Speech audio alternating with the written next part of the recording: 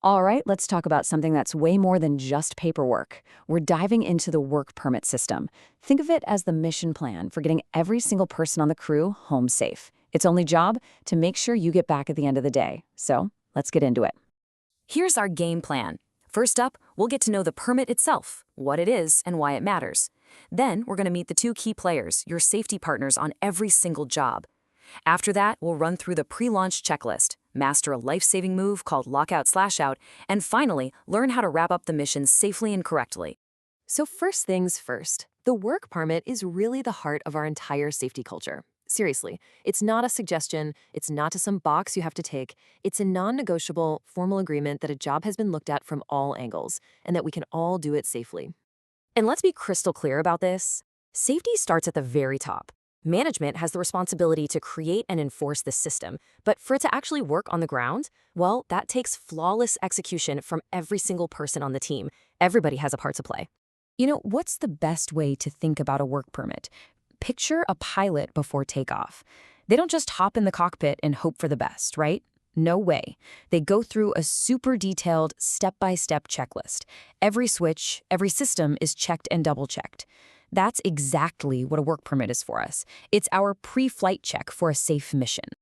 So, who are the key people making this happen? Well, every job that needs a permit is basically a partnership. It requires two different roles, and they have separate responsibilities.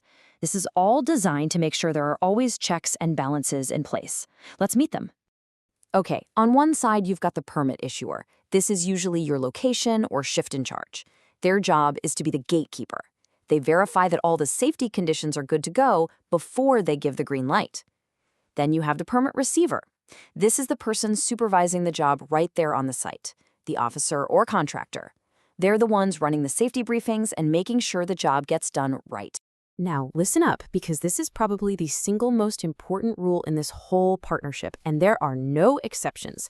The permit issuer and the permit receiver can never be the same person. Why? It's simple. This guarantees a second set of expert eyes looks over every single plan, and that creates a critical safety net. It's the ultimate buddy system built right into the process. All right, so you've got your partners. What's next? Before anyone even thinks about picking up a tool, we hit the planning phase.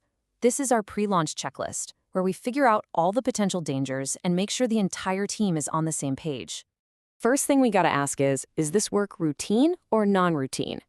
Routine work is the stuff we do all the time, day in and day out. It's planned, we've got a standard procedure, and we know the hazards inside and out. But non-routine work, that's different. It might be something we rarely do, or a special repair. And because we might not be familiar with the risks, it demands a way deeper level of planning, starting with a fresh job safety analysis. Now these two steps, the JSA and the TBT, they work together like a 1-2 punch for safety. First, the permit receiver leads a job safety analysis, the JSA. That's where the team breaks the job down piece by piece to spot any hazards. Then, right after, they hold a toolbox talk, or TBT. This is just a quick, informal meeting right there at the site to share what they found with everyone involved. It's all about planning the work and then working the plan. Okay, all this planning brings us to what is, without a doubt, the most critical physical step in the entire system, lockout/tagout. When we're dealing with any kind of hazardous energy, electrical, mechanical, you name it, this procedure isn't just important, it's literally the difference between life and death. There is absolutely zero room for error here. So what is LOTO exactly? Well, it's a very specific set of steps you take to make sure a piece of equipment is completely turned off, de-energized, and physically locked so it can't be started up by accident while someone's working on it. The whole point is simple. Stop the unexpected release of dangerous energy. And doing it right means following these 6 steps exactly. First, you prepare for the shutdown and let everyone know. Then, you isolate the equipment from its power source. Step 4, you put on the actual physical locks and tags. 5 is a big one. You get rid of any stored energy, like bleeding a pressure line. And finally, the step that saves lives, you verify. You physically check that the equipment has zero energy before anyone lays a hand on it.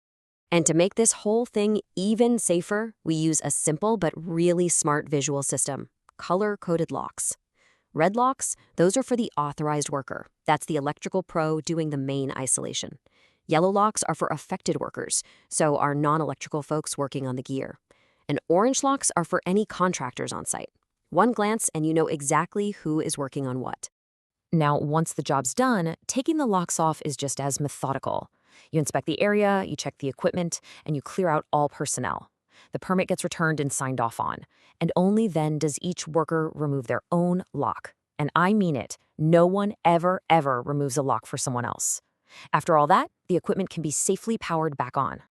Okay, so the job's done, the equipment is running. Mission accomplished, right? Not so fast. The final step, properly closing out that permit, is just as important for everyone's safety as starting it was. The permit receiver has one last checklist to run through. They make sure the job is totally finished, the site is clean, and it's safe for the next crew. Then, they physically take the permit back to the issuer for the official sign-off. That signed hard copy goes to the shift in charge, and that closes the loop. It creates a permanent record that the job was done safely. So, after all this, what are the 3 big things you absolutely have to walk away with? First, plan. Always know if your work is routine or not, and always do the JSA and TBT. Second, partner. The issuer and receiver are a team, but they have to be 2 different people, no exceptions.